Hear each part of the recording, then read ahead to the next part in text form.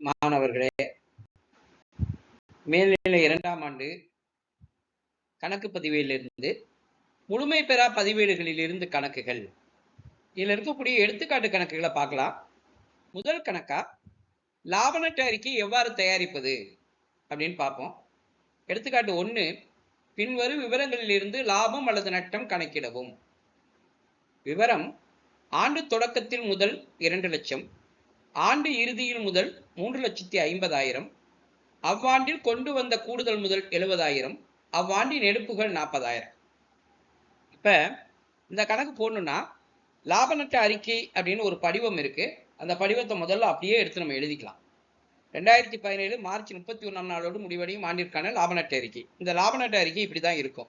விவரம் ரூபாய். பாருங்க, முதல் எடுத்தோன்னே இறுதி முதல எழுதிட்டு அதுல எடுப்ப கூட்டினோம்னா வரக்கூடிய தொகையில கூடுதல் முதல கழிச்சிடணும்.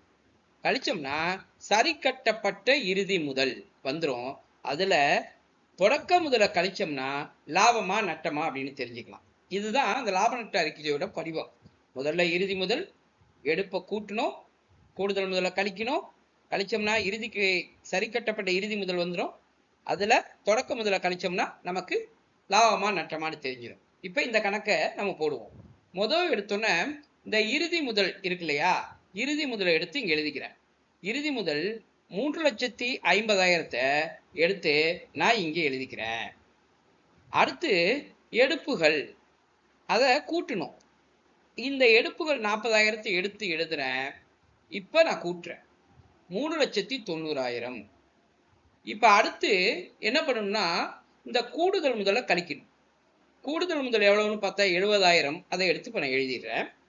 இப்ப இந்த 70,000 3,90,000 கழிக்கணும். கழிச்சோம்னா 3,20,000 வருது. இதற்கு பெயர் சரி கட்டப்பட்ட இறுதி முதல். இப்ப இதுல நம்ம தொடக்க முதல போட்டு கழிச்சோம்னா லாபமா நட்டமானு தெரிஞ்சுக்கலாம். தொடக்க முதல் 2 லட்சத்தை நான் எடுத்து எழுதுறேன். எழுதுனதுக்கு பிறகு பார்க்குறேன் 3,20,000த்துல 2 லட்சம் போச்சுன்னா 1,20,000. அதாவது தொடக்க முதலை விட இறுதி முதல் கூடுதலா இருக்கு. அதனால் அவ்வாண்டில் லாபம் அப்படின்னு சொல்லிட்டு 1,20,000 கண்டுபிடிக்கலாம். மீண்டும் பாருங்க, இந்த கணக்குல இறுதி முதல், அதுல எடுப்ப கூட்டுறோம், அதுல கூடுதல் முதல கழிக்கிறோம். கழிச்சோம்னா நமக்கு கிடைக்கக்கூடியது சரி கட்டப்பட்ட இறுதி முதல். இதுல தொடக்க முதல கழிச்சோம்னா லாபம் கண்டுபிடிக்க முடியும் அல்லது நட்டம் கண்டுபிடிக்க முடியும். இந்த கணக்கை பொறுத்தவரை லாபம் கிடைச்சிருக்கு 1,20,000. மாணவர்களே, இந்த கணக்கு புரியும்னு நினைக்கிறேன். திரும்ப திரும்ப பாருங்க. நன்றி, வணக்கம்.